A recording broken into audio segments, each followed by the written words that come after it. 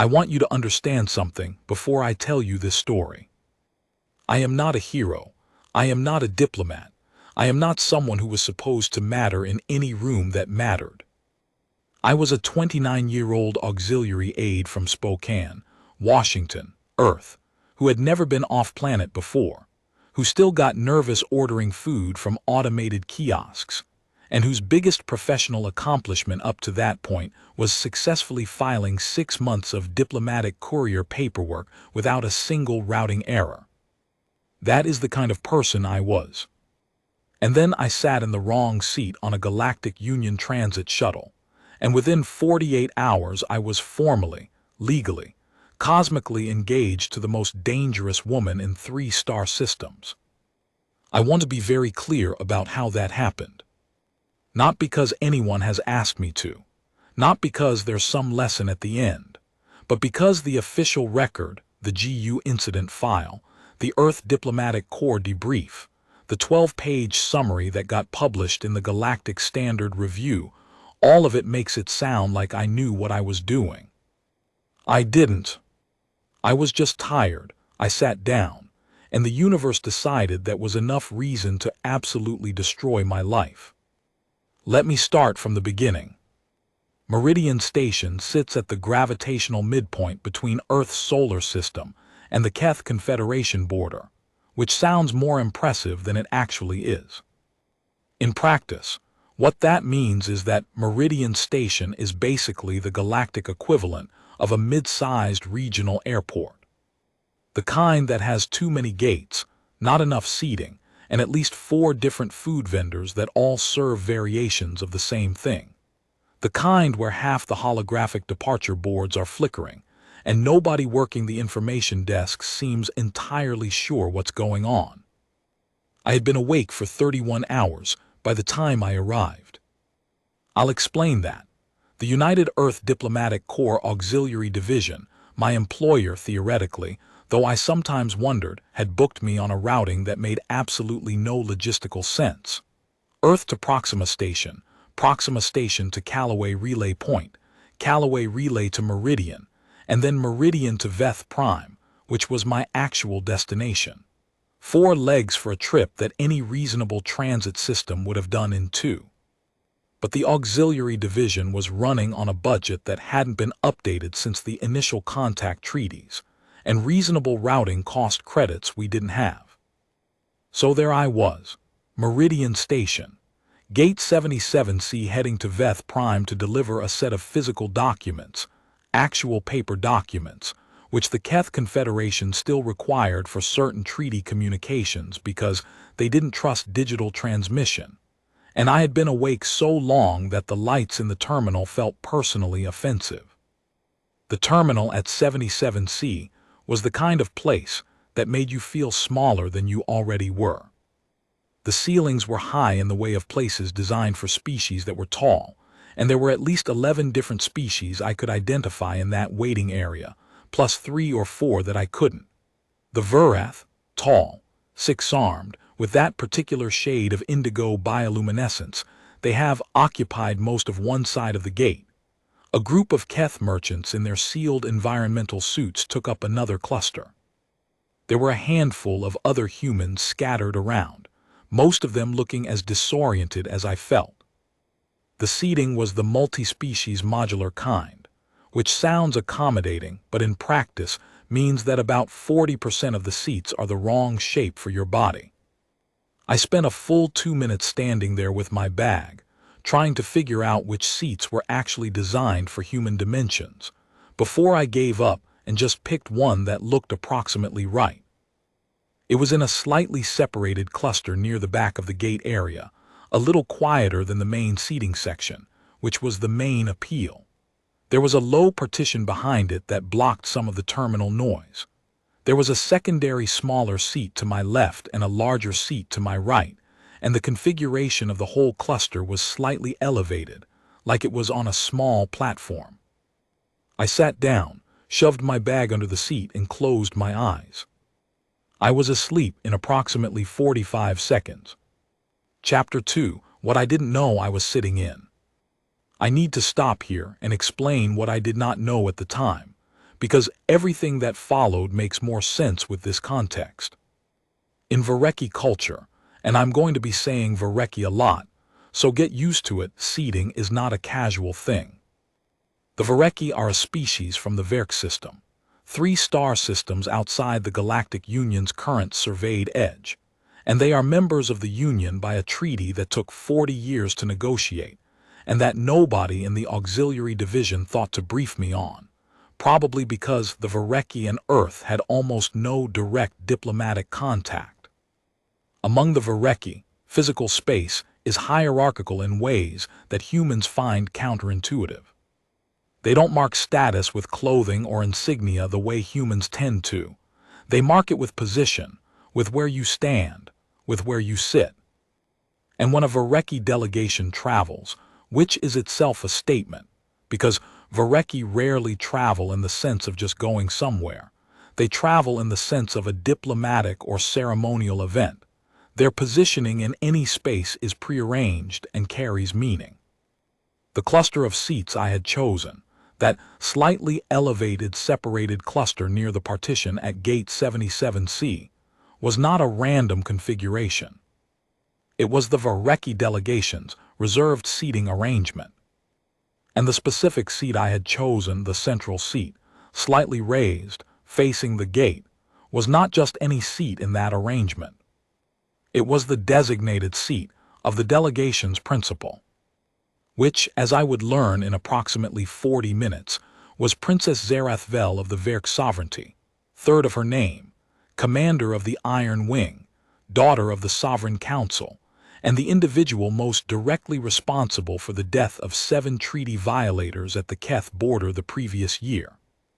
I had sat in her seat, and I was asleep. The way I woke up was not gentle. It wasn't a tap on the shoulder or someone clearing their throat politely. What woke me was a sound, a low, resonant hum, and then a silence that was somehow louder than the hum, the kind of silence that happens when a large number of beings simultaneously stop making noise.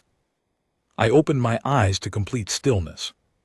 The gate area, which had been the normal chaotic mess of a transit terminal 45 minutes before, was completely quiet. Not the quiet of late night or low traffic. The quiet of everyone who was there having realized something was happening and deciding not to be the one making sound when it happened.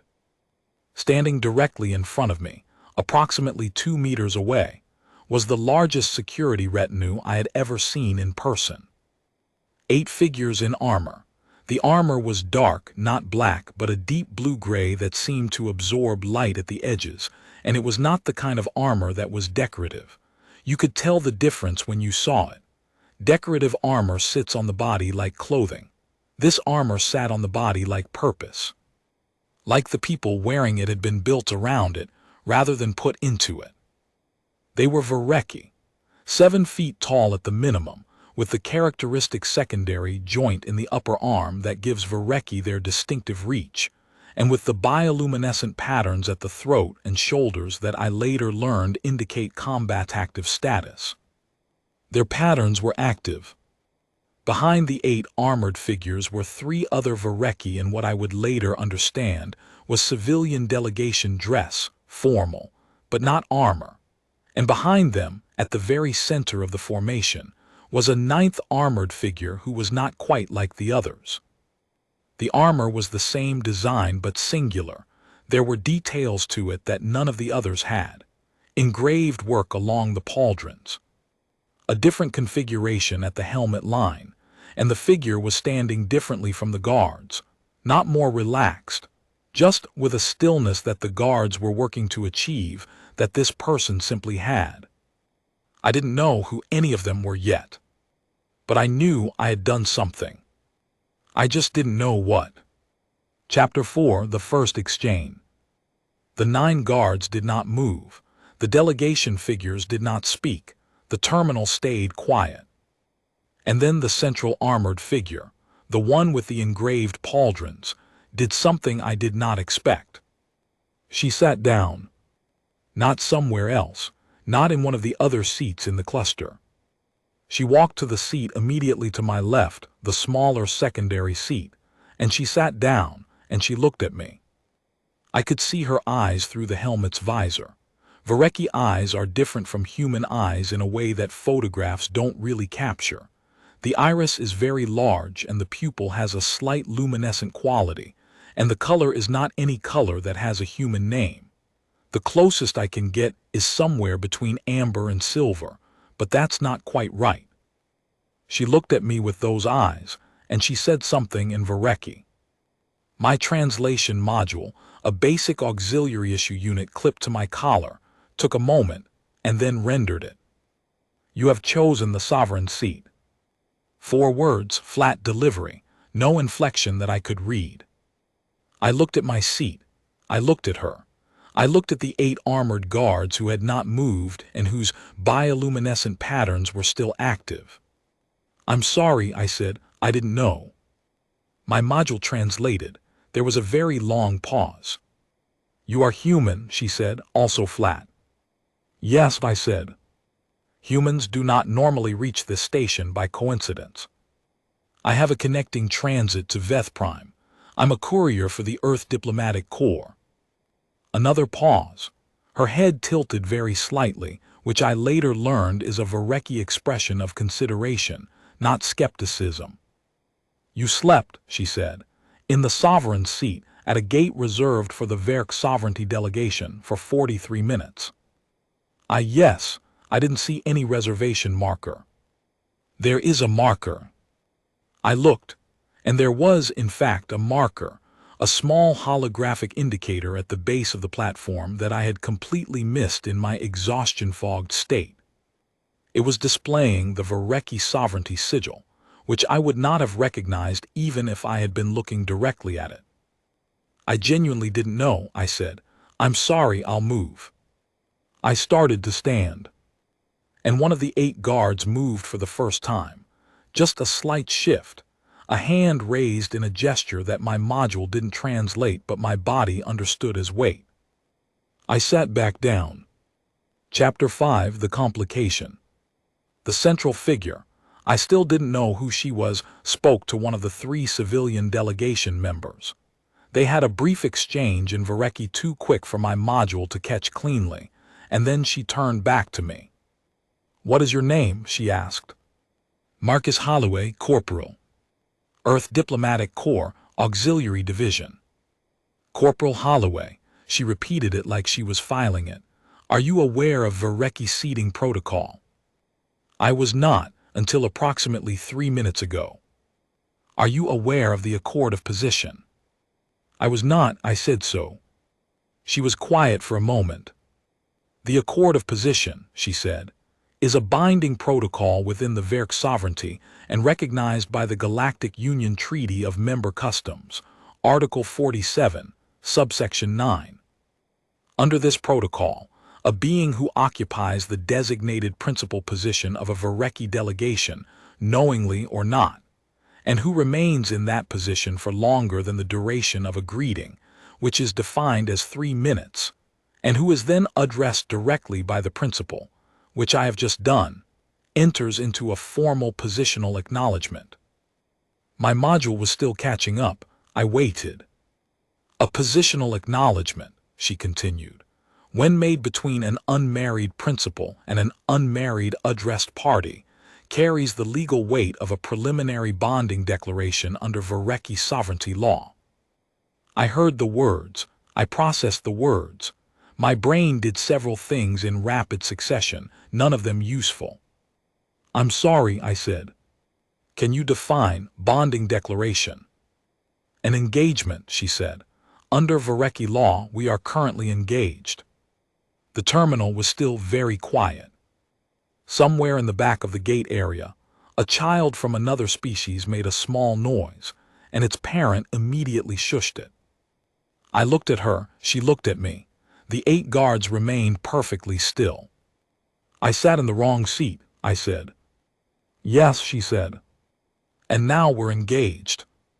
Preliminary engagement. There are confirmation steps. But right now, legally, under Vereki sovereignty law, recognized by the Galactic Union, yes. I sat with that for a moment. "Who are you?" I asked.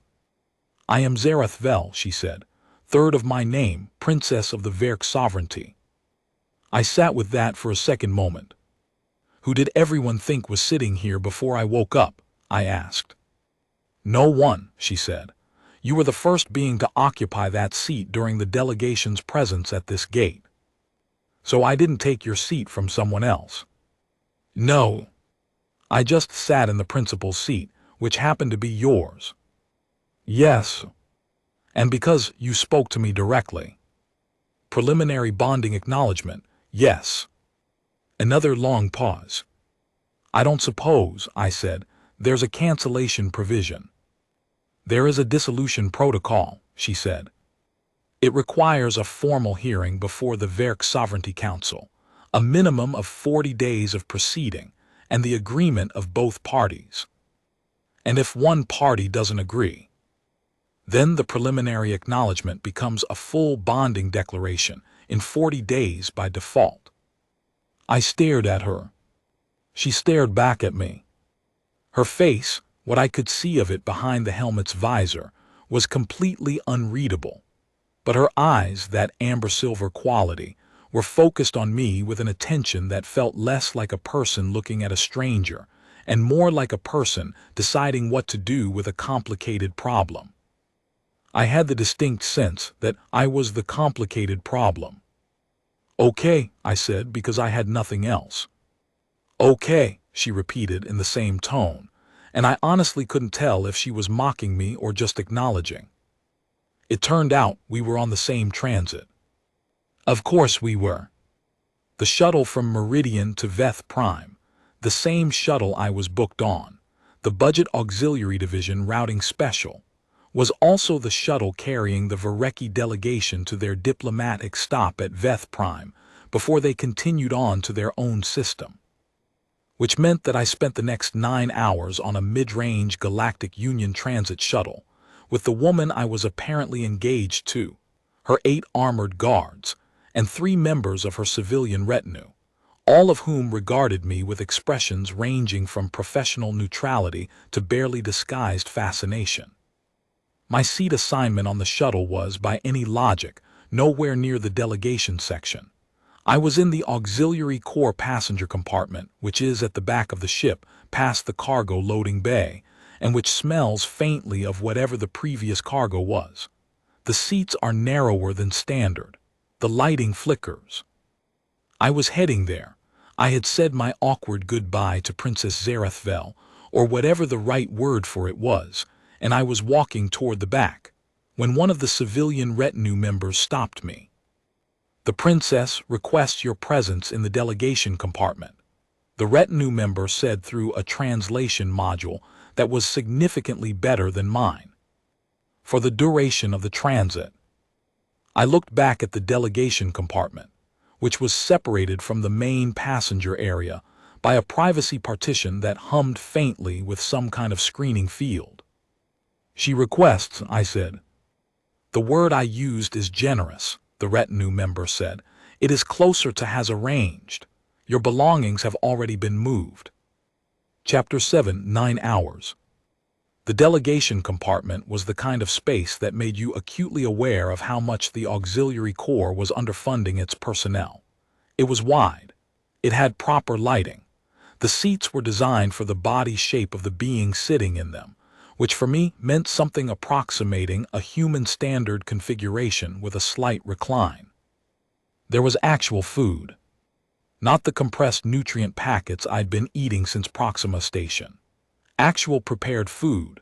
Some of it was Vereki and therefore completely unrecognizable, but there was a section that the ship system had clearly assembled for human dietary requirements, and it had real textures and real flavor, and I was so hungry that I nearly cried.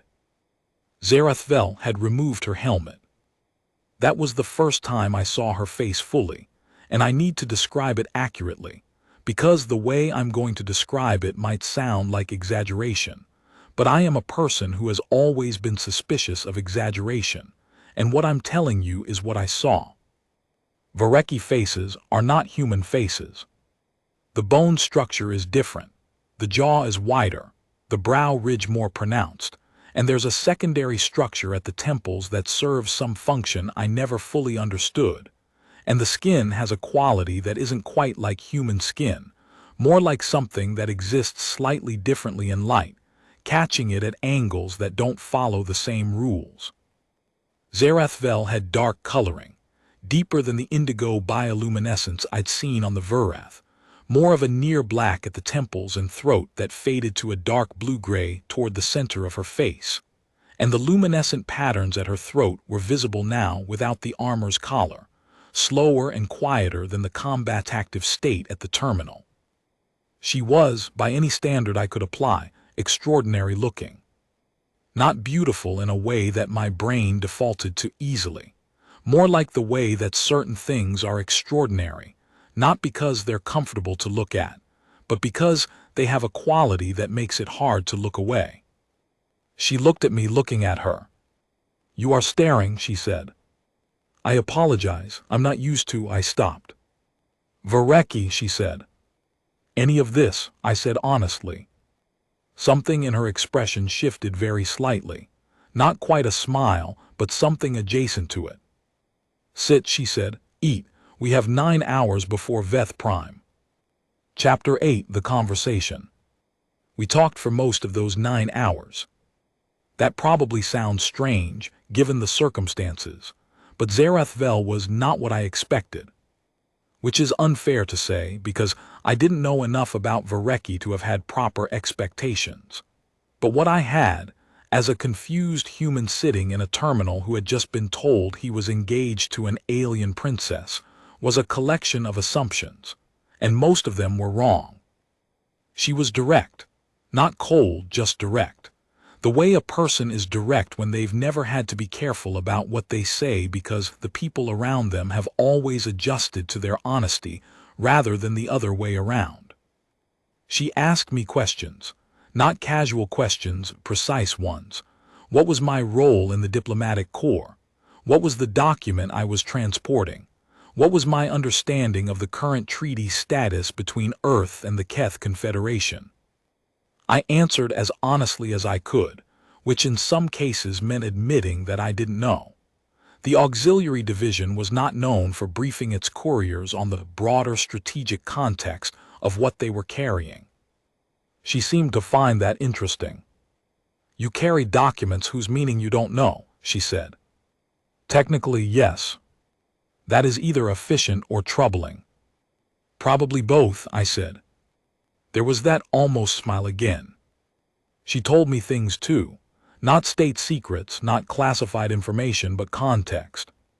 The Vereki delegation was traveling to Veth Prime for an observer meeting with the Galactic Union's Outer System Expansion Committee, which Zarathvel was attending not as the lead delegate.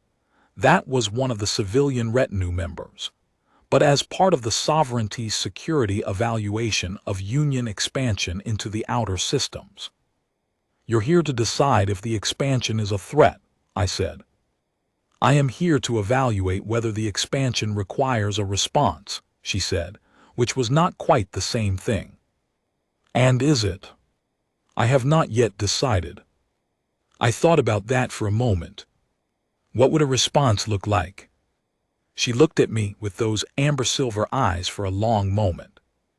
"Corrective," she said. I decided not to ask for clarification on that one.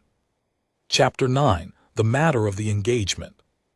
Midway through the transit, when we had eaten, and the conversation had settled into something that felt, unexpectedly, almost comfortable, I brought it back up. "The engagement," I said. "The preliminary bonding acknowledgement," she corrected. "Can I ask you something about that?" "You can ask." Does it happen? To you, I mean. Has this happened before where someone sat in the wrong place? She was quiet for a moment. "The protocol is ancient," she said. "It comes from a time when the sovereignty was structured differently, when a leader's position was the clearest marker of their authority, and when the acknowledgement of that position by another was the most basic form of diplomatic recognition.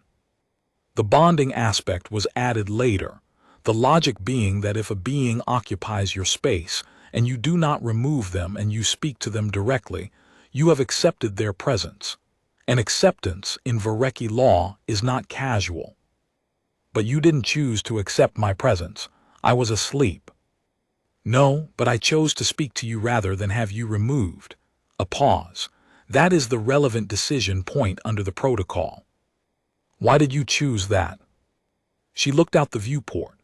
The stars at transit speed have a quality I won't try to describe because I've never found the right words for it. They blur, but they don't disappear. They become something else. You were asleep, she said after a moment, in my seat, in the middle of a formal delegation arrangement. With your bag under the seat and your head at a very uncomfortable angle, she paused. You looked, she searched for the word, thoroughly unbothered. I was exhausted. Yes, but the effect was you looked as though the seat had always been yours, as though there was no question about it. Another pause. Most beings, when they realize they are in the presence of a Vereki security detail, become very bothered very quickly. I didn't know you were there until I woke up.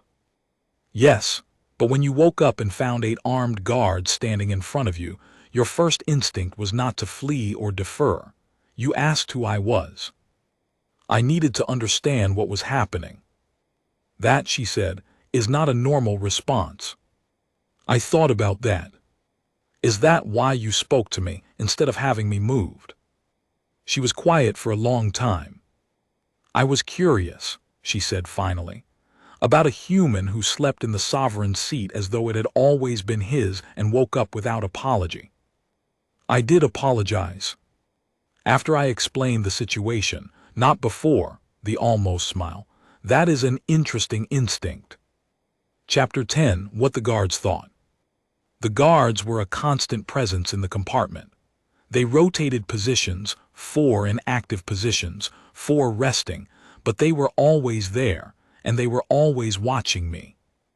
During a quiet stretch of the transit, when Zerathvel was reviewing something on a delegation tablet, and the compartment was relatively still, I made eye contact with one of them. He was the one who had made the wait gesture at the terminal. I had a vague sense from their formations that he was senior among the 8. He was watching me with an expression that I couldn't read as Vereki expression, and I was getting marginally better at reading them, in that I could now distinguish between focused and very focused. And after a moment, he said something in Vereki that my module struggled with. It rendered as approximately, "You are not afraid." "I'm a little afraid," I said honestly. He considered that. "A little afraid is a Vereki-appropriate amount of afraid," he said. "Is that good?" "It means you are paying attention. The ones who are very afraid are not paying attention. They are only afraid." His name, I would later learn, was Kethvor. He had been the head of the princess's personal security detail for 6 years. He was, by the accounting of anyone who knew the Iron Wing, one of the most capable combat operatives in the Vereki sovereignty. He watched me for another moment. "You will cause problems," he said, not unkindly, more like a person noting something that they've accepted. "I already caused one fairly large problem by sitting in the wrong seat," I said. "That problem is navigable," he said. "The problem I mean is different." "What problem?"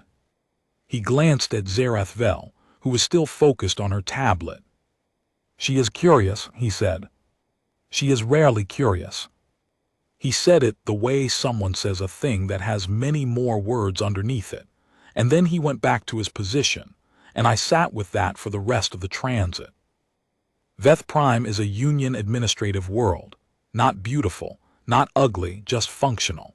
The kind of planet that exists to hold meetings. The architecture is standardized union issue. Gray-white buildings in clean lines, wide transit corridors, environmental systems that keep everything at a species-neutral temperature that is slightly too cool for humans and slightly too warm for several other species, and optimal for no one. We arrived at the main spaceport at what would have been mid-morning local time, and the delegation process, the formal entry, the credentials exchange, the security sweep, Took about 2 hours. I had my own much simpler process, which was showing my courier ID and getting my transit stamp. This took approximately 3 minutes and involved a bored union entry officer who didn't look up from his console. I had a delivery address for the documents, a union sub-office 3 transit stops from the spaceport, and after that, I was technically done. My return routing was the next day. I was standing outside the spaceport's main exit, getting my bearings, when Kethvor appeared beside me. "The princess requests your presence at the delegation's residential accommodation for the duration of your stay," he said. "I have a place booked," I said. It was an auxiliary corps transit bunk, which was less a place and more a horizontal surface in a shared dormitory, but it was technically booked. "It has been arranged," Kethvor said, which seemed to be the delegation's standard phrasing for things that had already been decided. Chapter 12. The Galactic Union's Opinion. The delegation was staying at one of the Union's official diplomatic residences, a building that was substantially nicer than anything the Auxiliary Corps would have put me in, with individual suites and actual windows, and a common area that served food that had been specifically prepared for each resident species. But the reason I'm describing the residence is less about the building and more about what happened when I arrived there. Because by the time Kethvor delivered me to the residence, it had become apparent that word had gotten out. The preliminary bonding acknowledgement was a matter of Galactic Union record. The protocol, being a recognized member custom, generated an automatic log entry the moment it was initiated. The GU systems had flagged it because it involved a registered diplomatic principal, and that flag had been seen by at least 2 Union administrators before we even landed on Veth Prime. By the time we arrived at the residence, there was already a Union protocol officer waiting in the common area. Her name was Administrator Preth, and she was Keth, a sealed suit species, which meant her face was behind a visor, and she had the energy of a person who had been handed a problem that wasn't supposed to be her problem. She looked at me when I walked in, then at Zarathvel, then at me again. "I need to verify," she said. "You are the Earth Diplomatic Corps Auxiliary Courier, who initiated the positional acknowledgement at Meridian Station, Gate 77C, at 0947 this morning." "I sat in the wrong seat," I said. "The log records it as a positional acknowledgement." "Can the log records note that it was accidental?" "The Accord of Position does not have an accident provision," she said, in the tone of a person who had just looked that up and was mildly horrified by the finding. Chapter 13. The Briefing. Administrator Preth gave me a briefing that I needed roughly 6 times more time to process than she gave me. The key points, as I understood them: the preliminary bonding acknowledgement was logged and valid under GU Member Custom Protocol, Article 47. This created a formal legal status between myself and Princess Zarathvel under Vereki sovereignty law, recognized by the GU. The dissolution protocol was real and accessible, but required, as Zarathvel had told me, a formal hearing before the Verk Sovereignty Council, 40 days minimum, with both parties' agreement required to initiate. Because I was a registered member of the Earth Diplomatic Corps, even in an auxiliary capacity, and because Zarathvel was a member of the Verk Sovereignty's diplomatic mission currently operating under GU auspices, the acknowledgement had generated an automatic diplomatic status flag on my credentials. Effective immediately, I had been bumped from auxiliary courier to registered diplomatic associated party, which meant I had certain protections and certain obligations that I had not had yesterday. "What obligations?" I asked. "You cannot leave GU-monitored space without notifying the Verk Sovereignty delegation. You cannot take actions that could be construed as a material breach of the preliminary acknowledgement without initiating the formal dissolution protocol. You cannot. How do I initiate the dissolution protocol? She looked at me, then at Zarathvel, who was standing slightly to the side, watching this exchange with the same focused expression she seemed to wear constantly. Both parties must agree to initiate, Administrator Preth said again. It requires the princess's agreement as well as yours. I looked at Zarathvel. Do you agree to initiate? I asked. A pause. Not yet, she said. I stared at her. Why not? I have not yet decided, she said, which was the exact same phrasing she had used about the Union expansion question on the shuttle, and I was beginning to understand that for Zarathvel, I have not yet decided was not a temporary state. It was a position. Chapter 14, that evening. The suite I'd been given was larger than my apartment in Spokane. I sat on the edge of the sleeping platform for a while, looking at the wall, doing the internal accounting that a person does when they're trying to figure out how they got somewhere. I had left Earth 4 days ago. I had been on 4 transit shuttles, one of which had smelled like industrial solvent. I had been awake for 31 hours straight before I sat down at Gate 77C.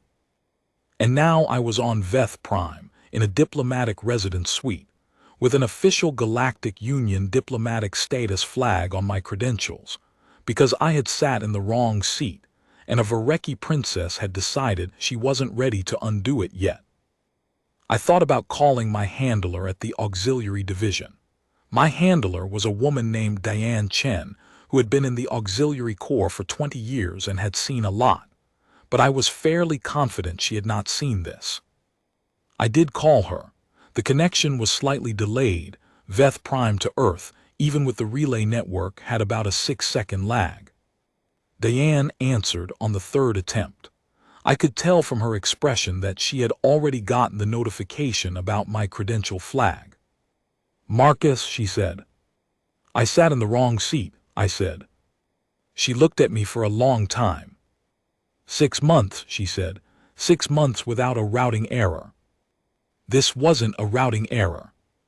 No, she said, it's significantly worse. I'm going to take a moment here to tell you what I found out about Zarathvel in the days that followed, because the title I gave this account, the one that says Deadliest, is not exaggeration, and I think it deserves its own explanation. The Iron Wing is the Varecki sovereignty's elite enforcement arm. Not the military, the Varecki have a military, the Vekthari, which is large and well-resourced. The Iron Wing is smaller, more specialized, and specifically tasked with what the sovereignty's legal documentation calls corrective actions regarding sovereign integrity.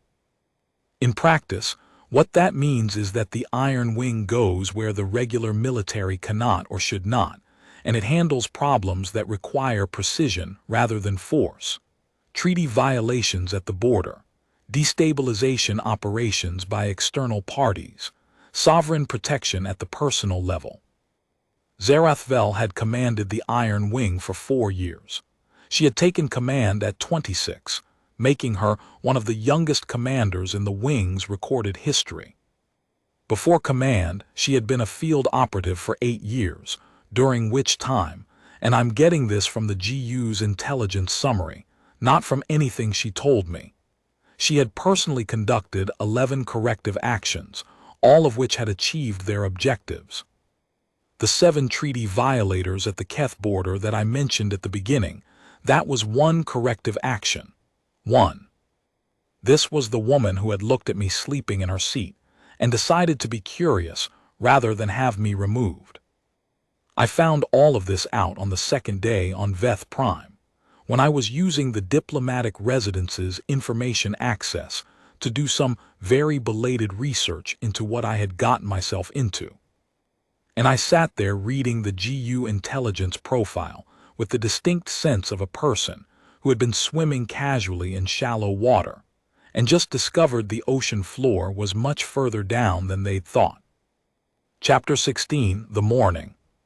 She found me on the residence's observation deck the next morning.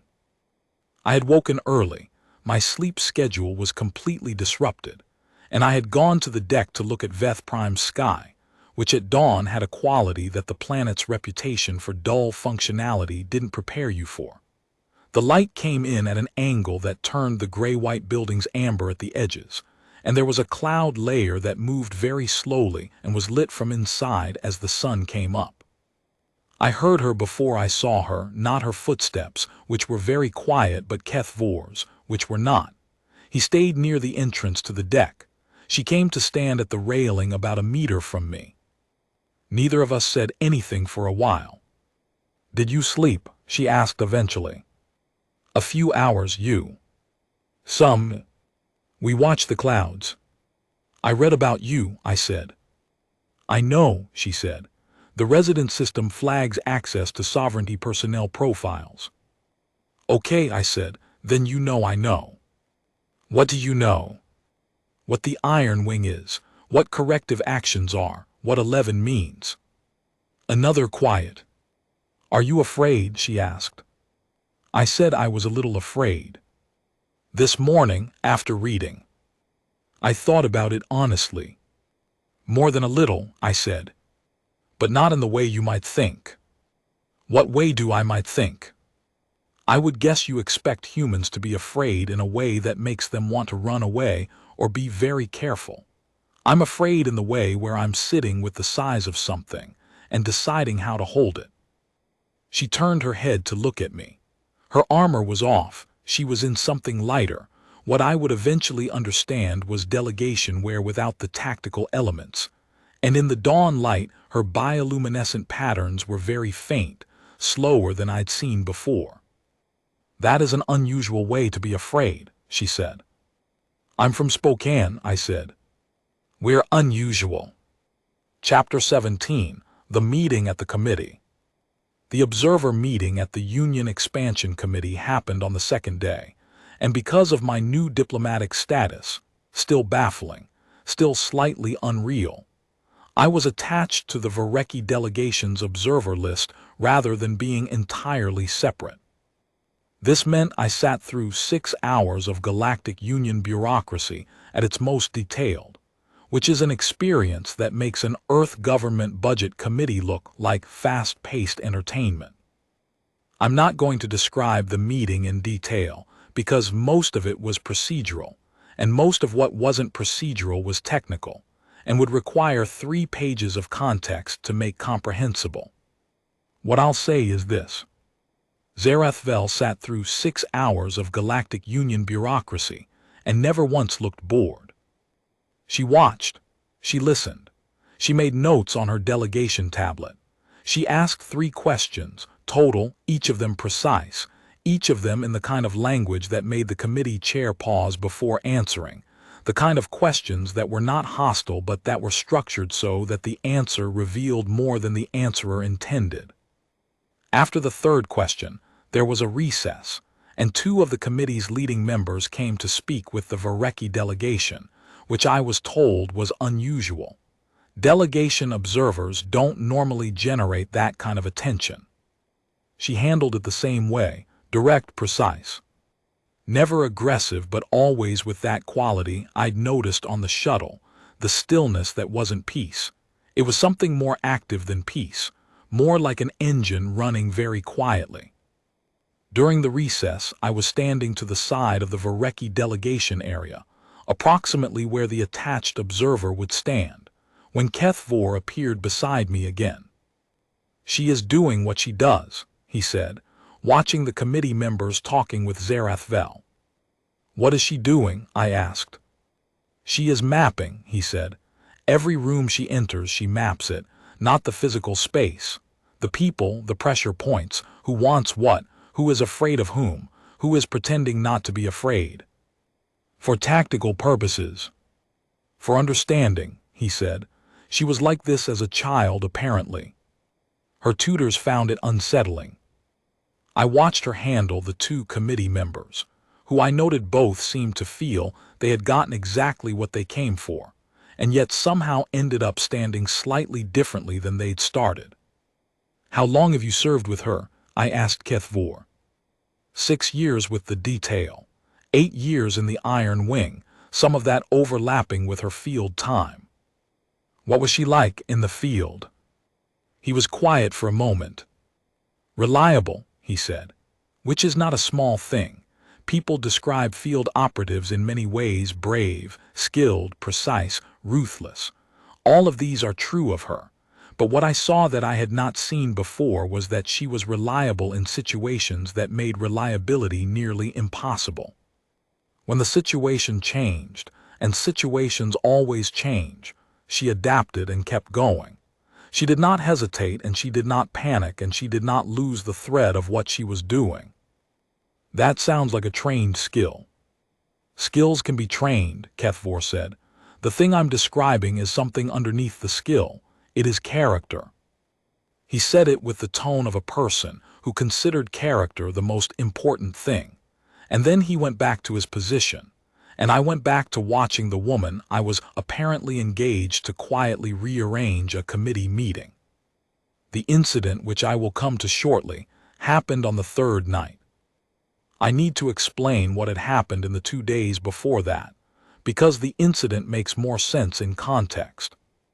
Zarethvel and I had spent significant time talking, not always about the engagement or the dissolution protocol or the legal situation, sometimes about those things, but also about other things. She wanted to understand humans, not in an abstract species categorization way, in a specific way.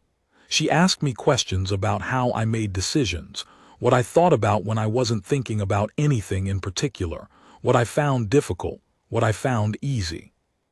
I asked her the equivalent questions. She answered them. I found out that she found Galactic Union bureaucracy genuinely interesting.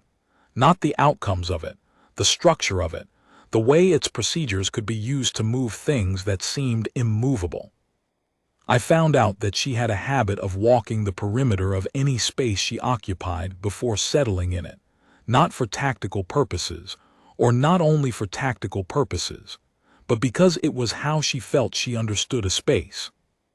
I found out that she did not sleep well in places that were not the Vereki sovereignty's standard environment, which was warmer than Union standard, and that she had a very specific opinion about what constituted an acceptable temperature that she expressed with more conviction than she expressed about most things.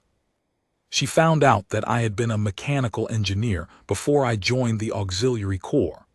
I had taken the auxiliary position because the job market for mid-level mechanical engineers was not what I had expected it to be, and the Corps had offered both pay and the occasional chance to go somewhere I hadn't been.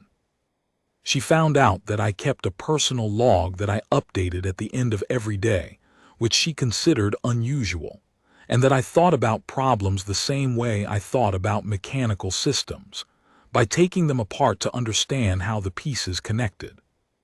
That is why you are not more afraid, she said on the second day. What do you mean? Most beings, when they find themselves in a situation like this one, respond to the overall situation, to its size, to its strangeness. She was watching me with that focused attention. You are responding to the pieces, to what is actually happening at each step. Isn't that what you do? I asked, mapping the room. A pause. Yes, she said, yes, it is. Neither of us said anything after that for a moment. Chapter 19, The Threat. The incident at the third night started at approximately 2200 local time. I was in the common area of the residence. I'd gotten into the habit of spending time there in the evenings, which sometimes coincided with delegation members who were also in the common area, and which had become one of those quiet, uncomplicated parts of the day, when the residence's security alert system activated. It was not subtle. The lights shifted to alert mode, a low-tone notification sounded through the building system, and the doors to the external areas locked. The Vereki guards were at position before the notification had finished sounding. All 8 of them, from wherever they'd been distributed through the residence, were in formation in under 20 seconds. I found out the following over the next 3 hours. A group of 4 individuals had been identified by the residence's external security sweep. They were carrying concealed hardware that the sweep had flagged as weapons capable. They had been identified by GU Security as connected to an organization that the GU had been tracking for suspected contract work, enforcement operations conducted without union authorization. They had been specifically positioned outside the Verrecki delegation residence. Zarethvel was calm when I saw her in the common area, armored fully, in the middle of directing her guards' positioning. She looked at me when I came down from my suite. "Stay in the central zone of the building," she said. "What's happening?" "A hostile positioning. GU Security is responding, but the response time is 7 minutes. Is this about you specifically?" "Almost certainly." "Is this normal, people trying?" "It is not unusual," she said, in the tone of someone who has accepted a thing and moved past the accepting of it long ago. She turned back to her guard positioning, said something in Verrecki to Kethvor, and then something happened that I did not plan and that I cannot fully explain. The residence's secondary entry, not the main door, the staff access on the building's east side, showed a breach alert. One of the 4 individuals outside had moved faster than the GU security timeline had predicted. They had bypassed the staff entry. They were inside. Chapter 20, The Corridor. The internal breach alert went off, and 2 of the 8 guards moved to intercept, while the other 6 held formation around Zarethvel in the main common area. I was between the breach point and the main common area. I was in the corridor. I heard the intruder before I saw them, the sound of movement in the staff corridor, quick and purposeful. My brain did that thing where it processes and decides much faster than the conscious mind catches up with. I was a mechanical engineer. I had spent time in the auxiliary corps doing delivery routes. I was not a trained fighter and I had no weapons. What I had was the residence's fire suppression system control panel, which was mounted on the wall directly to my left, and which I had noticed the previous day because the panel housing was not properly sealed, a maintenance issue I'd clocked out of habit, and which connected to a spray dispersal system in the ceiling that was not pleasant to be under when it was active. I opened the panel housing. I pulled the manual release for the staff corridor section. The suppression system activated. It wasn't fire suppressant. It was the standard Union building system, which uses a pressurized vapor dispersal in the initial phase before the full suppressant deploys. The vapor was cold, dense, and immediate. I heard the intruder hit the corridor floor. The vapor was disorienting in combination with the sudden cold and the shift in visibility. And then 2 of Kethvor's guards were past me and in the corridor, and it was over in approximately 8 seconds. I stood there with my hand on the panel housing. Zarethvel was behind me. I didn't hear her move. I heard the guards and the commotion and the GU external security team arriving through the main entrance, but I did not hear her. "The suppression system," she said. "The housing was loose," I said. "I noticed it yesterday." A pause. "You noticed a loose fire suppression panel," she said. "I was an engineer." Another pause. "You disoriented a trained operative with a building maintenance system," she said. "I didn't have anything else." She was quiet for a moment. The GU security team was moving through the residence now, loud and procedural. Kethvor's guards had the intruder secured in the corridor. The 3 remaining external individuals had been detained by the GU team. Zarethvel looked at me. Not the focused attention I'd been on the receiving end of before. Something different. Something that took me a moment to identify because I hadn't seen it on her face before. It looked like surprise. Chapter 21, After. The GU security debrief took 4 hours. I gave my statement 3 times to 2 different administrators, which was tedious but, given the circumstances, understandable. Kethvor gave his, which I was not present for but which I later gathered was significantly more direct. At approximately 2 in the morning, local time, the debrief concluded, and the residents settled into the particular quiet that follows something violent not quite happening. I was back in the common area, sitting with a cup of something the residents' food system had produced that it claimed was tea, but which tasted like a hypothesis about tea, when Zarathvel came back. She sat across from me. She'd removed the armor, most of it anyway, the detail components, the external plates. She was still in the base layer, which was fitted and dark and functional. "How are you?" she asked. "I'm fine," I said then. "I'm a little shaky, but fine." "That is appropriate," she said. "Kethvor told me a little afraid is a Vareki appropriate amount," I said. "Does a little shaky apply to the same framework?" "Yes," she said. We sat with the tea hypothesis for a moment. "The dissolution protocol," she said. I looked at her. "I have been thinking," she said, "about whether I am ready to agree to initiate it." "And I am still deciding," she said, and then, "I find that I am less decided than I was when we arrived here." "What changed?" She was quiet. "When you asked me the first question," she said, "on the shuttle, about whether the engagement had happened before." "Yes. I told you I chose to speak to you rather than have you removed because I was curious." "Yes. I have been curious about people before," she said. "It usually resolves. Curiosity resolves when you understand the thing you were curious about." A pause. "You are not resolving." I looked at her. "I'm not sure if that's a compliment," I said. "It is an observation," she said, "though not an unpleasant one." And then, clearly, unmistakably, in a way that changed her face in a way I hadn't seen before, she smiled. It was not a large smile.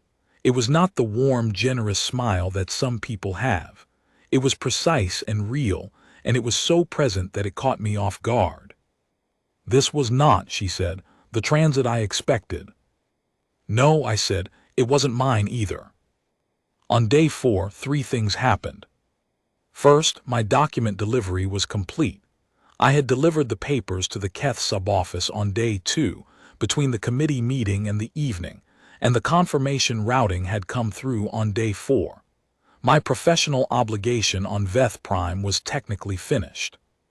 Second, the GU issued a formal statement about the residence incident, which named the detained individuals as connected to an operation that had been tracking the Vareki delegation since Meridian Station. The investigation was ongoing.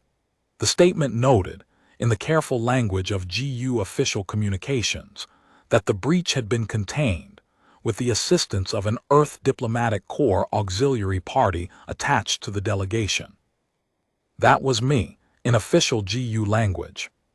Third, Zarathvel asked to speak with me formally, not in the common area, not on the observation deck, in the delegation's private meeting room, with Kethvor and one of the civilian retinue members present. "The Sovereignty will be holding a formal reception at Veth Prime before we depart," she said. "The reception will include members of the GU committee and representatives of 3 other delegations." "Okay," I said. "Under the terms of the preliminary bonding acknowledgement, you would normally be expected to attend as an associated party." She paused. "But given the circumstances of the acknowledgement, and given that your presence here has been beyond the expected parameters of an auxiliary courier, I want to extend that expectation as a formal invitation rather than an assumption." I looked at her. "You're asking me," I said. "Yes." "Instead of arranging it." "Yes." "That's a change from how things have gone so far." "It is intentional," she said. I thought about it. "What does attending mean?" I asked. "In terms of the acknowledgement, does attending the reception as an associated party change the legal status?" "It reinforces it," she said. "In Vareki social protocol, public appearance together as acknowledged parties is a statement of intent." A pause. It would make the dissolution process more complex. And you're asking me knowing that? Yes. Why? She looked at me in that direct way that I had come to understand was not a challenge. It was just how she looked at things she was taking seriously. Because the dissolution protocol requires both parties' agreement, she said, and because I find that I am not certain I want to initiate it. There it was. Not I've decided not to initiate it, not this is what I want. Zarethvel was too precise for that. What she said was, I am not certain I want to initiate it. Which was, from her, a significant thing to say. Chapter 23, What I Decided. I'm going to tell you what I decided, and I'm going to tell you why, and I'm going to try to do it without making it sound like something it wasn't. It wasn't simple. It wasn't a clean story where I looked at the extraordinary Varecki princess and fell in love with her over 9 hours on a transit shuttle and 3 days on Veth Prime, and that was that. That would be a cleaner story, and it wouldn't be true. What it was, honestly, was this. I had sat in the wrong seat. I had woken up to 8 armed guards and a woman looking at me as if I was a puzzle she hadn't decided whether to solve. I had spent 4 days in the orbit of someone who was, by any accounting I could run, entirely unlike anyone I had ever met. Someone who was direct to the point of sometimes being difficult, who was more comfortable with danger than with small talk, who mapped every room she entered not for threat assessment but for understanding, who had watched a man use a building maintenance panel to disorient a trained operative, and looked surprised in a way that I had the sense she was rarely surprised. I had spent 4 days watching her navigate a world that was partly political and partly physical and partly something in between, and never once had I seen her perform anything. Every moment I'd seen of her was what she actually was. And she was, I don't have a better word, so I'm going to use the one that's accurate, she was remarkable. Not safe, not easy, not simple. But remarkable in the way that things are remarkable when they are entirely, completely what they are. I thought about all of this. And then I thought about Diane Chen at the Auxiliary Division, and the transit bunk I was supposed to go back to, and the next 6 months of courier routes, and the apartment in Spokane. I'm not proud of including that last part in the calculation, but I'm being honest. I'll attend the reception, I said. Chapter 24, The Reception. I need to tell you about the reception, because it was not what I expected a Varecki diplomatic reception to be. I expected formality. I expected protocol and ceremony, and an experience that felt like being assessed. There was formality, and there was protocol. But the Varecki version of a diplomatic reception was less like a human state dinner, and more like a structured conversation. The physical arrangement of the room guided people into specific interaction configurations, and the proceedings moved through a sequence that I only followed partially, but which seemed designed to allow each party to communicate something to each other party through position and timing as much as through words. I was introduced, formally, by name and with my diplomatic status noted, as Zarethvel's acknowledged party. The Varecki members of the assembled guests acknowledged this with a gesture I didn't know but felt was significant. The GU members present looked at me with expressions that ranged from curious to diplomatically impassive. One of the other delegation leads, a Vareth who I gathered was senior on the expansion committee, said something to me in GU common that my module caught cleanly. The human who sat in the sovereign seat, he said, not unkindly, more like verification. Yes, I said. How is it, he said, that a human courier from Earth ends up here, acknowledged by the Varecki sovereignty? I thought about the honest answer. I was very tired, I said, and I missed a seat marker. He looked at me, then at Zarethvel, who was across the room and not looking at us, but who I had already noticed was aware of every conversation in the room simultaneously. The sovereignty has many allies, the Vareth said. I have never before seen Princess Zarathvel arrive at an event with an acknowledged party. I don't think it was planned, I said. No, he said, but the unplanned ones are sometimes the most real. He moved on. I stood with that for a moment. After the reception, when the formal proceedings were done, and the delegation had retired to the residential common area for the less structured end of the evening, Zarathvel came to stand beside me at the viewport. Below us, Veth Prime city lights were coming on as the sun set, the gray-white buildings warming, improbably in the amber light. You were assessed tonight, she said. I figured. By every Varecki present, and by several non-Varecki, who wanted to understand what the acknowledgement meant. How did I do? You were not afraid in a way that made you perform, she said. That is the primary thing. What's the secondary thing? You told Administrator Varath that you were tired and missed a seat marker. That's true. Most beings in your position would have given a more diplomatic answer. I'm not very diplomatic, I said, despite the job title. I know, she said. I find it, she paused, preferable. We looked at the lights. The dissolution protocol, I said. Yes. If we don't initiate it in 40 days from the initial acknowledgement, it converts to a full bonding declaration. Yes. That's 37 days from now. Yes. And the Sovereignty Council hearing, if we did initiate 40 days minimum. Yes. So even if we initiated the dissolution now, it wouldn't be resolved before the automatic conversion. A pause. No, she said, it would not. That seems like a structural design feature rather than an oversight. The almost smile. The Accord of Position is very old, she said. How old?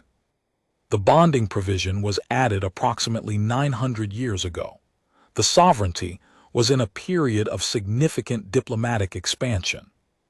It was useful to have mechanisms that created durable acknowledgments. 900-year-old marriage law, I said. Got it. Bonding, she corrected. There's a difference. A bonding is more comprehensive, she said. It is not merely a social or legal arrangement. In Varecki tradition, it is a recognized pairing in the eyes of the sovereignty's formal record.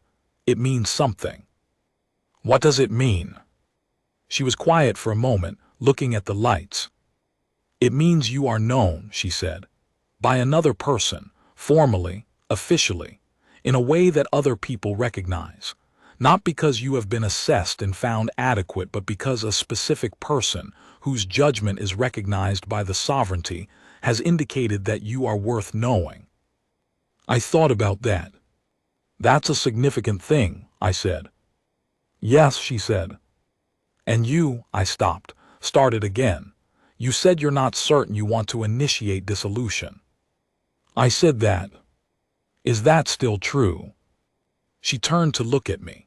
The bioluminescent patterns at her throat were slow and quiet, and the amber silver of her eyes in the evening light was something I didn't have words for. I sat in the secondary seat next to you at gate 77C, she said, when there were other seats available. I looked at her. I know, I said, I noticed that. I have been wondering, she said, if you would notice it eventually. I noticed it on day 2, I said. I didn't know what to do with it. What do you do with it now? I thought about that honestly. I think it means, I said, that you were curious enough to sit next to me before you had any reason to be. Yes, she said, it does mean that. The Varecki delegation was scheduled to depart Veth Prime on day 5. My own return routing, updated by the Auxiliary Division, which was still processing what had happened, was on the same day, in a different direction. I had one morning. Kethvor found me on the observation deck again in the early light. He stood beside me without speaking for a while. That was, I had come to understand, a Kethvor thing. He communicated in silences that had shapes. You're trying to decide, he said eventually. Yes. What is the obstacle? The obvious one, I said. She is a Vereki princess. I am an auxiliary courier from Washington State. There is a scale difference. Scale, he said, as if testing the word. Of everything, status, importance, what we are in the world. He was quiet. In 6 years with the detail, he said, I have seen 7 beings attempt formal relationship with the princess. Not bonding, attempts, approaches. He paused. Each of them was significant. Vereki nobility, GU committee members, one very senior Iron Wing commander. What happened? She assessed them, he said, and she found that their significance was primarily to themselves, that they were most interested in who they would become by being in proximity to her. A pause. She has no patience for that. I'm not. I know, he said. I am telling you this because of what I observed. You have spent 4 days near her, and you have not once adjusted your behavior to what you thought she wanted. You have argued with her about temperature. You argued with the GU administrator about the accident provision.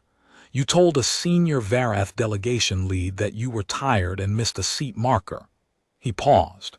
You treated the corridor intruder as a mechanical problem. I didn't know what else to do.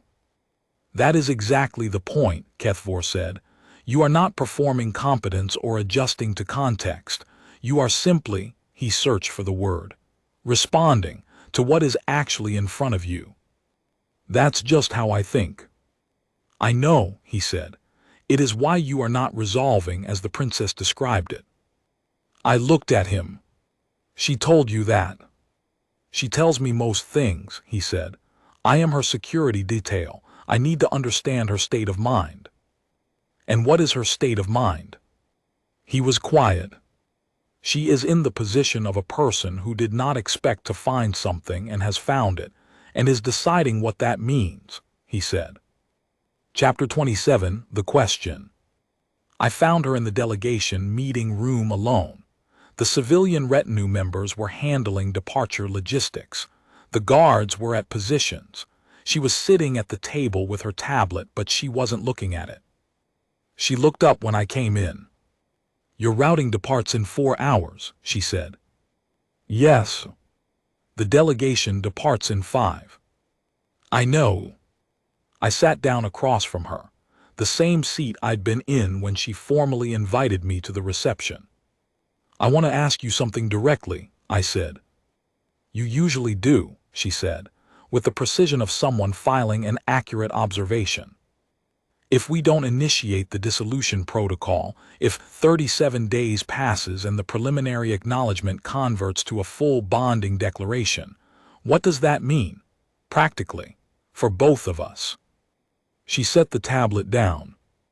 For me, she said, it means a formal recognized pairing in the sovereignty's record. It means that the Iron Wing's operational protocols would need adjustment to account for an acknowledged partner. It means significant political commentary, because I am a princess of the sovereignty and the acknowledged party is a human auxiliary courier, which is unprecedented. And for me, it would mean diplomatic corps reclassification.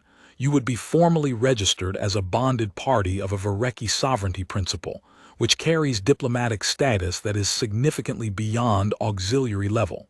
It would mean, she paused, it would mean access to the sovereignty as a recognized party, access to me formally as a recognized. Another pause. Person who knows you, I said, because she'd used that phrase. Yes, she said quietly. Is that what you want? I asked. She looked at me. I do not know, she said, and then, but I know that I have not been uncertain in this way before. And I know that the uncertainty does not feel unpleasant. That's something, I said. Yes, she said, it is something. Chapter 28, What I Said. I think, I said, that I am not a person who belongs in the diplomatic corps. I am a person who fell into the diplomatic corps because my original plan didn't work out. I am a person who has been delivering paper documents across star systems for 14 months and has found it fine but not important. And she said, and I sat in the wrong seat and I met the most completely real person I have ever met, in 4 days, which is not enough time to know anything about anything, and I know that, and I'm not going to pretend it's more than it is. But, she said, but Kethvor told me I'm not resolving. She looked at me very steadily. And I think that means something, I said. I think it means whatever it is that makes you not ready to initiate the dissolution. It's the same thing that makes me not ready to initiate it either. And I think we should probably find out what it is before we decide to end it. Silence. You are arguing against initiating dissolution, she said. I'm saying I don't want to. That is the same thing. In practice, yes. Another silence. 46 days from the acknowledgement, she said. That is when the Sovereignty Council will hold the next formal session. If we have not initiated dissolution by then, the preliminary acknowledgement converts, and the council session would formally record the bonding. 46 days, I said. You would need to come to Verk, she said. To the sovereignty, that is where the council convenes. I've never been to Verk. No human has, she said. You would be the first. I looked at her. The deadliest alien princess, I said. I beg your pardon. Nothing, something I was thinking about, I paused. Yes, I said. She looked at me. Yes to what, she said. Yes to Verk, I said. Yes to 46 days. Yes to finding out. When the news filtered through official channels, and it did filter through official channels, because the GU incident log and the diplomatic corps credential records were not sealed, the reaction was, to put it gently, notable. Diane Chen at the Auxiliary Division called me 4 times in one day. The first 3 calls I answered. The 4th one I let go to the messaging system, because the first 3 had been essentially the same conversation repeated at increasing volume. The key points of Diane's perspective were, this was unprecedented, this was going to require significant documentation, this was going to complicate every routing protocol the Auxiliary Division used, and also, had I lost my mind? I told her I was fairly certain my mind was intact.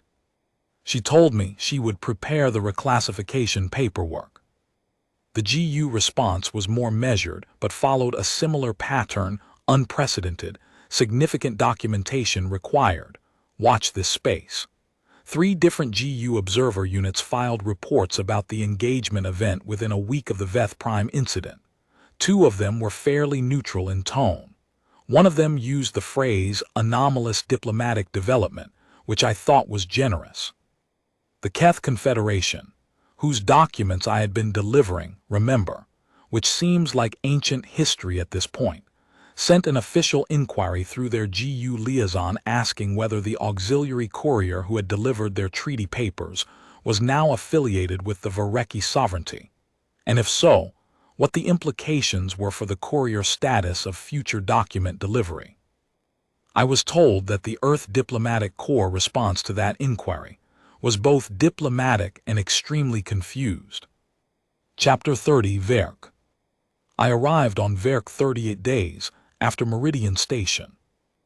I'm going to be honest and say that I was afraid on the way there. Not a little afraid, more than a little afraid.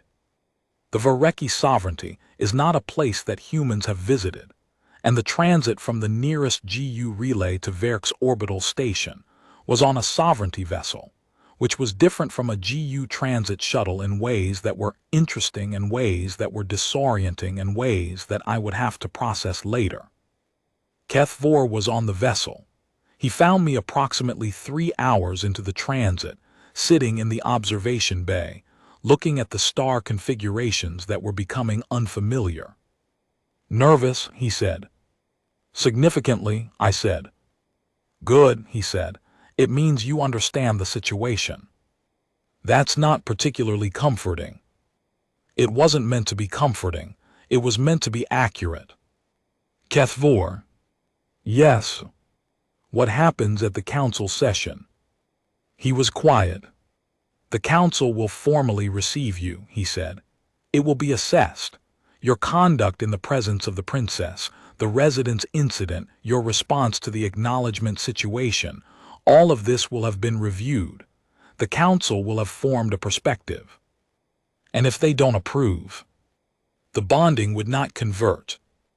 And Zerathvel's position would be affected, he said carefully. How affected? A princess of the sovereignty who sought to formalize a bonding that was rejected by the council would face significant political difficulty. I stared at him. Why didn't anyone tell me this before? I said. The princess chose not to make it your concern, he said. It is absolutely my concern. Yes, he said, I agree. I told her this, she said. He paused. She said you would decide based on the actual situation, not the political one, and that she preferred it that way. I sat with that. She would rather I decided without knowing the stakes for her, I said. She would rather you decided without the weight of her stakes in your decision, he said. There is a difference. I understood the difference, and I understood again what she was. Chapter 31 The Council. The Verk Sovereignty Council is housed in a structure that I will not attempt to fully describe because I don't have the reference points to do it justice. It is large in the way that certain things are large, not because of size exactly, but because of the weight of what has happened in it over a very long time. The session was formal. Formality, in Vereki terms, is different from GU formality or Earth formality. It is not ceremony for its own sake. It is ceremony because ceremony communicates something, and every element of the communication is intentional. I stood in the center of the council chamber, a circular space, with the council members arranged in a graduated arc, and I was formally addressed. A senior council member, whose name I will not reproduce here because I'm uncertain of the appropriate permission, spoke at length in Vereki. My translation module, significantly upgraded since Meridian Station, caught most of it. The substance of the address was a review of the event record, the acknowledgement at Meridian Station, the transit, the Veth Prime residence incident, the reception appearance, the 38 days elapsed. And then I was asked formally to speak. I'm going to tell you what I said, because this document is a record, and because I think the words were honest and I stand by them. I sat in the wrong seat, I said. I was tired and I missed a marker and I sat down and I fell asleep. That is the beginning of this. It is not a significant beginning. It is a small, accidental beginning. I paused. What is not accidental is everything that happened after, not in the sense that it was planned, but in the sense that I made choices. I stayed in the seat when I could have moved. I answered questions honestly. I attended the reception. I came here. And the preliminary acknowledgement, the senior council member said. Do you understand what you are accepting if you accept it? I understand what I know of it, I said, which is not everything. I don't know everything about the Vereki sovereignty or about Vereki tradition or about the full meaning of a bonding in your records. I will learn those things over time, if that time is given to me. And if it is not, then I will have come to Verk, I said, and that will not have been wasted. A silence. Why not? The senior council member said. Because the reason I came was real, I said. Whatever the council decides about the acknowledgement doesn't change that I came here for a real reason.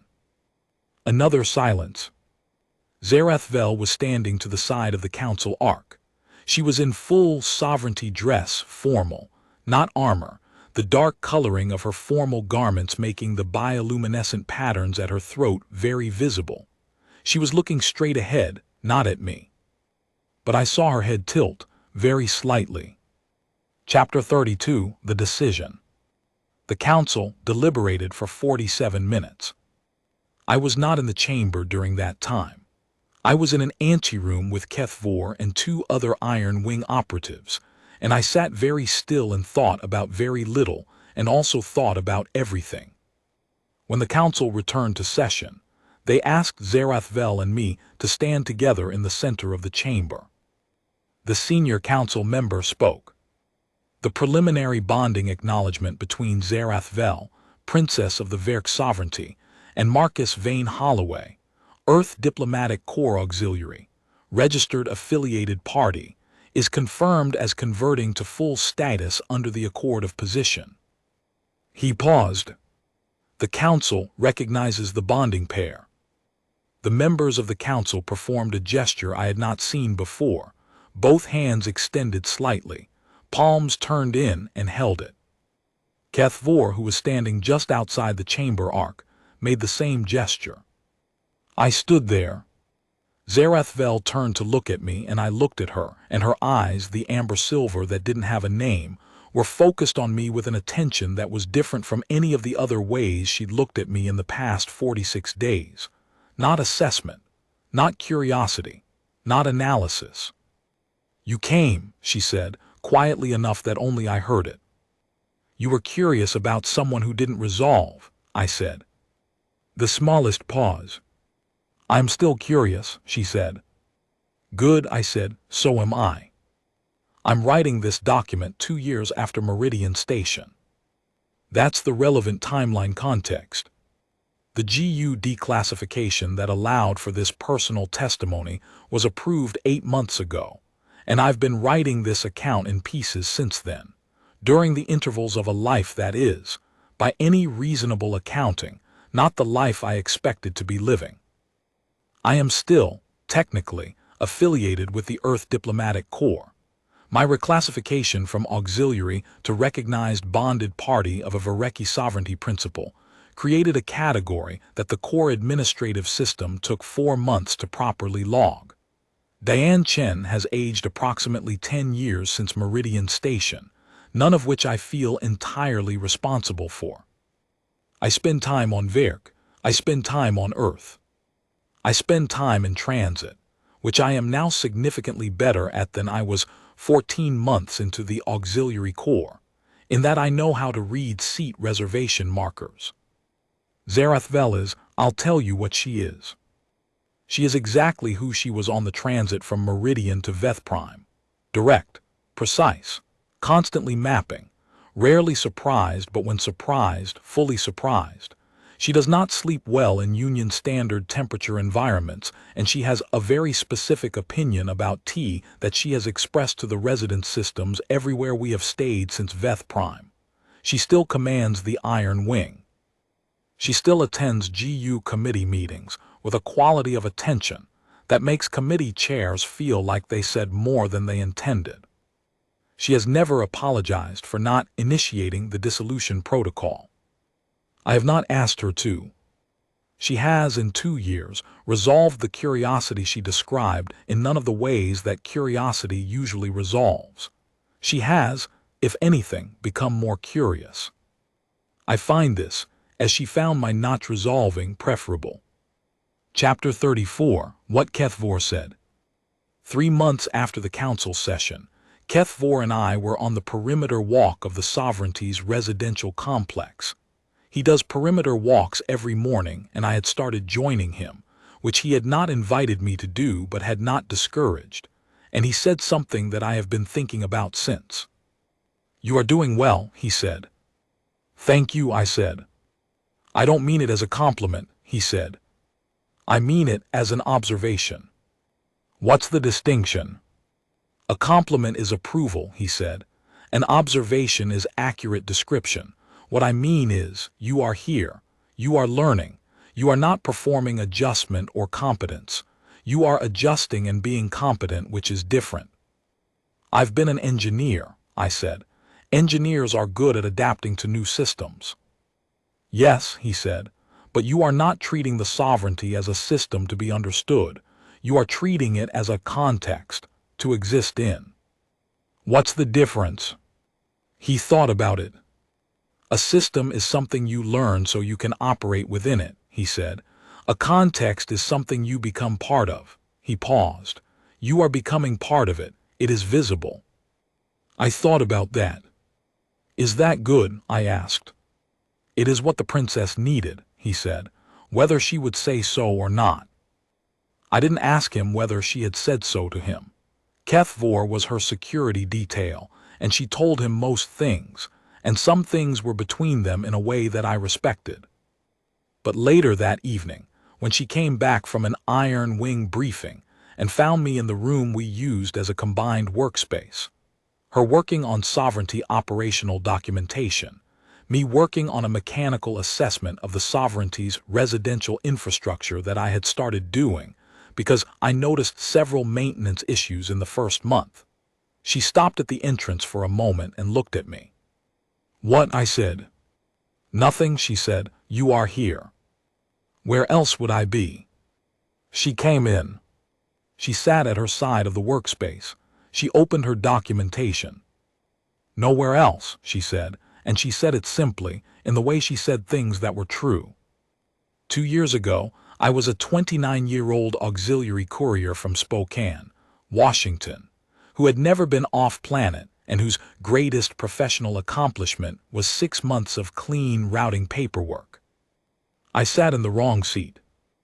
And someone, the most direct, most real, most completely present person I have ever met, who happened to be the commander of an elite Vareki enforcement arm and the third princess of her name, decided to be curious about the human who slept in her seat without apology. People ask me sometimes what the lesson is, what the takeaway is. Whether it's something about fate, or about being in the right place, or about what happens when you stop trying to be significant and let significance find you. I don't think it's any of those things. I think the truth is smaller and more real than any lesson. I was tired. I sat down. I missed a marker that was right in front of me. And the rest of it, the 9 hours on the transit, the reception, the council chamber, the perimeter walks, the workspace, the life that is not the life I expected, the rest of it happened because a woman who was never curious looked at a human sleeping in her seat and decided to be curious, just that once.